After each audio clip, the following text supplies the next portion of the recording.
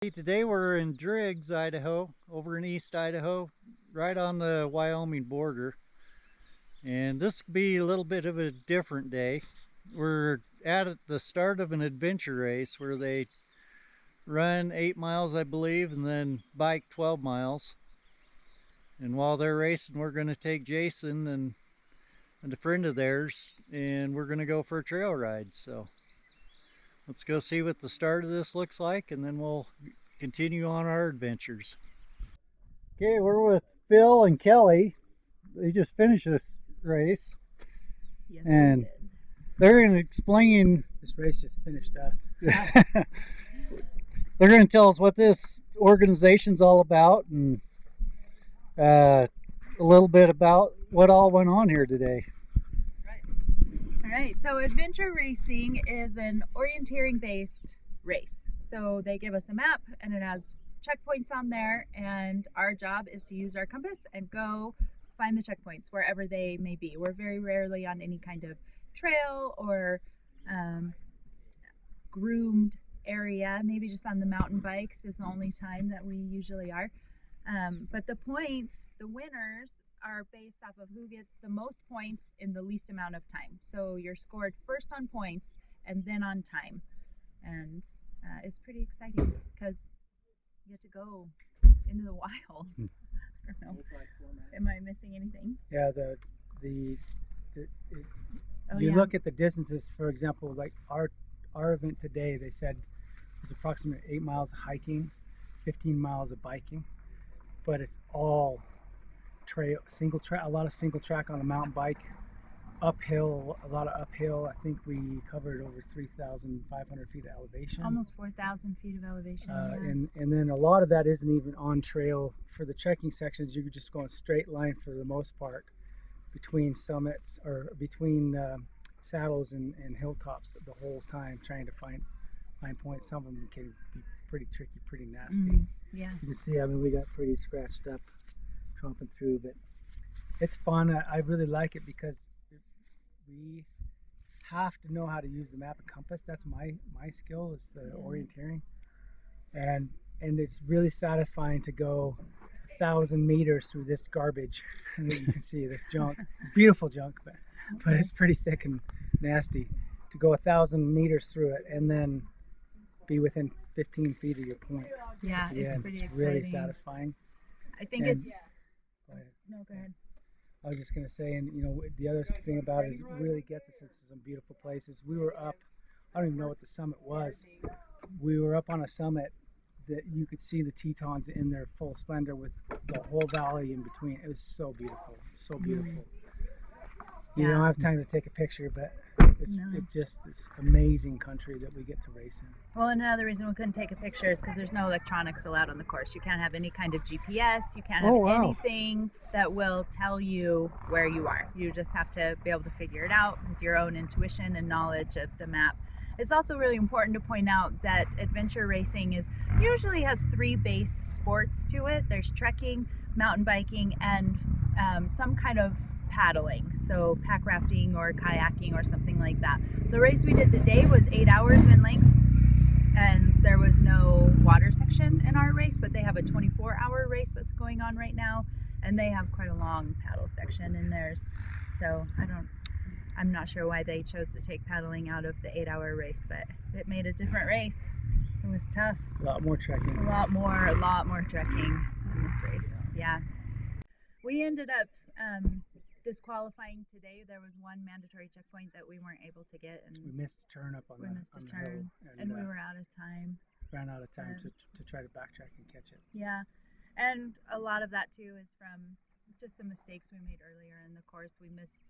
We tried to look for a point too early and spent 45 minutes almost hunting for it, and before we realized on a false summit before we realized we were in the wrong spot, and that happens. But it eats your time away. Makes it my mistake, but it's okay. No, because I looked at the map too, which is why it's important for everybody to know how to do the orienteering, because it's helpful when you can have multiple people look at the map and try to decipher where you're at. And I thought we were in the right place, and he did too, but Phil's the one who eventually figured out the mistake and got us going in the right way. So the other thing that's interesting too, that you're racing usually with a team, and we race co-ed a lot, but the ideal is the big adventure races are 3 or 4 person races, and so you're only as fast as your slowest racer. Yeah. And each racer actually has their own strengths. Today, for example, we were riding mountain bikes, and I wasn't doing great on the bikes today for whatever reason. Usually that's my strength, but Kelly told me we can tow each other. So we have our bike rigged to tow, and Kelly actually told me about the last kilometer of the race to get us to the finish line faster when we passed the team. We did pass the team. It's fun when you pass teams. Especially when you're towing past when teams. you're, yes. You're like, Yeah. what? For But sure. it was really fun. It was fun. It's really good. It's fun to be towed. Usually I'm the tower. Usually on the bikes. My strength's the trekking and the running, so. How many hours do you spend training doing this? Probably 2 hours a day, 6 days a week at least. Yeah. So 12 hours a week on average. Wow. So between 8 and 12. It depends on the day, and sometimes we taper too. So yeah, and sometimes Saturdays are longer. Saturdays are a long day where we'll really try to get into a long ride or a long trek, and we'll get, I don't know, 4 hours of training in on a Saturday, 4 or 5 hours sometimes. So I would say between 10 and 15 or 16 hours a week. I know it just kind of varies. for us, that training just means that when we get out here, we can just keep going. We don't stop. Yeah, and we really saw the fruits of that today. Just with our friend who's new to the sport, trained totally differently than we do, and he had some points where he was struggling to keep up a little bit. Needing us to stop or slow down. Yeah, and he was like, "What was that?" I don't know, it's water though. We just got sprayed with something. But yeah, he was like, "I need to know what training plan you guys have because mine's not working." So I can't even fathom trying to train for this. A lot of hill work. A lot of hill We work. do bike hill work, and we do trekking hill work where we're actually running trails.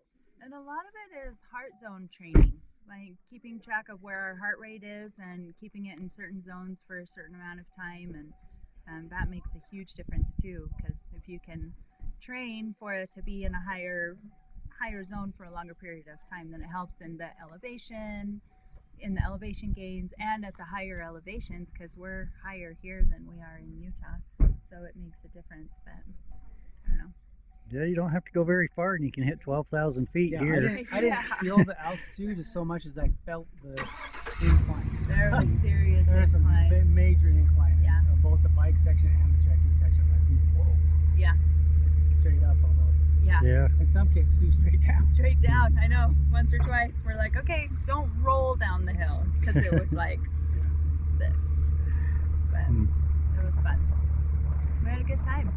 And even though we disqualified, I loved it. I still consider it a very successful race and successful day. We will also, one of the things we've learned, we will also sit down and say, okay, what could we have done better? What kind of walk through our decision making on the course. Yeah.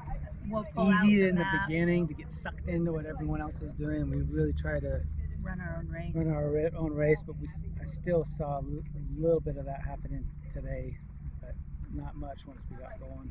Yeah. We pretty much ran our own race. And it's nice to pull out the map after the fact and use it to say, why did we make this choice and what would have been a better way, when you have more time to study the map. So it's cool because you're like, oh, I didn't even see that, that route there. That would have been maybe a better way to go. And today the debate was, do you bike first or do you trek first? And with our strengths, we decided to trek first. And I don't know, I guess there could still be some debate whether that was the right choice or not, but it was good. And then you have to decide, not all the points are mandatory, so you have to decide if you're what points to go for and which ones to skip. And I think today we probably should have skipped more when we saw the time getting away from us, but we didn't. Yeah, I think too. It's really tricky to manage where everyone is at, because you're not just racing for yourself. You're racing with a group, and that can really play a part in it too. Right. I think we probably could have foregone some points, got a couple on the bikes, pick up maybe where we missed some, we would have missed some on the trekking, and then not been DQ'd. Right. And you even mentioned that when felt we so were up rushed on the or rocky so ridge. tired, because I felt like we lost a bit of time on the trekking that would have had us fresher on the bikes, and we're pretty strong on the bikes. Even coming back, I think, you know, we were passing teams that were trying not to be DQ'd, and we knew we were already DQ'd, but we're still passing them. So we're pretty good on the bikes. We are, for sure. Time management. Well, and like you said, though, to go from one point to the other, you didn't have a lot of opportunity to vary off in directions because of the terrain. Yeah, the course didn't allow for a lot. There was no trail in. Well, there's a small trail, but it was kind of ran parallel to where all the main points were, and so once you diverted off that trail, you were in garbage. Total jungle out there, isn't it? Way up. And so you're like, okay, just pick your poison. Do I want to go this way through the garbage or this way through the garbage? And you know, route planning is key, and you only get an hour to figure that out. Yeah. We decided to go and get almost all of the elevation right in the very beginning, which slows us down in the beginning because we're just climbing. But the theory then is coming down to get the other points, you're just coming down. And normally, like when we're training, we can come down in a third the time that it takes us to go up. So we were kind of banking on that, but you just can't take into account the underbrush that just grabs at your feet, and all the deadfall that is like poking out from everywhere trying to stab you in the face, and it's just like, I don't know, it just slows you down. It's tough country. Yeah. Beautiful though. I loved it. How about the growling noise you heard in the bushes? Oh, you gotta love adventure racers. We're walking along. Phil's about 10 feet in front of me. Teddy, our friend, is about 10 feet behind me, and all of a sudden we hear this roar. Without the crack of the voice. He's like, oh, and I was like, oh, I'm grabbing my bear spray out of my pack. And it was just this other team pulling our chain. They were cracking up, sounding like a bear. Oh my gosh. Once our hearts stopped beating, we were laughing with them too. It was pretty funny, but we were like, they totally had us. I thought Phil was gonna get chomped. I was ready to spray. I guess. And she pulled her bear spray out when she was telling me this story, and I'd hate to have her quick draw me. Yeah, you gotta have it ready. I don't know, it's pretty scary. One other time we heard a big, I don't know, crash or something fall, and we thought it might have been a bear, but it was a deer. Yeah. It was just a big deer or elk or something down the draw. But yeah, it was pretty funny. That guy he made me laugh. So. Good time. It's a fun sport. I love it. I love it like no other racing I've ever done. Even though we DQ'd, I feel so good for how we ran this race. Me too. We did so good. And there's so much camaraderie. I mean, it's not a big sport, so there's not a lot of people. Yeah, we know a lot of the regulars we've met and talked to and visited with even today. Because we see them at everybody goes to the same races, you know? So right. You start to recognize people and become friends and learn from each other, and it's really fun. Celebrate each other's wins. And today's race, they had about 150 people in it, and that actually surprised me. Yeah. I had no clue it was that big in this area. This is the biggest one, probably the biggest one we run in. Yeah, I think this is the biggest one that we run in. It's just a really, well, in addition to the gorgeous country, it's just a really great neutral territory. I mean, people can come from Montana and Wyoming and Colorado and Utah, California, Washington, and I mean, everybody can get here. And there was one kid here that was from Florida too, so. Oh yeah, and I know 2 ladies were here from Virginia. Yeah.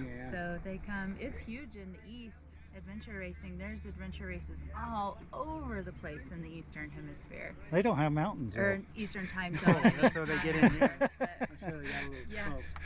Yeah. But we'll have to, we keep talking about going to some of the races about this race East, that you notice is that experience trumps speed. Oh yeah. A lot of the time it really does.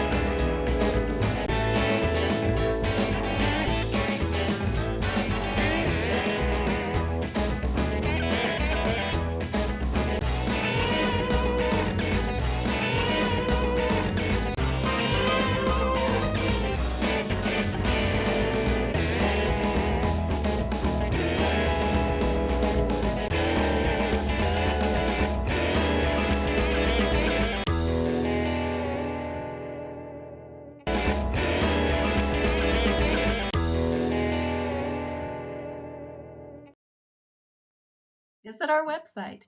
You'll find information on trails in various areas and states, in addition to our line of apparel. If you haven't already had the chance to do so, please subscribe. Thanks for watching. Bye-bye. Bye-bye. Bye-bye.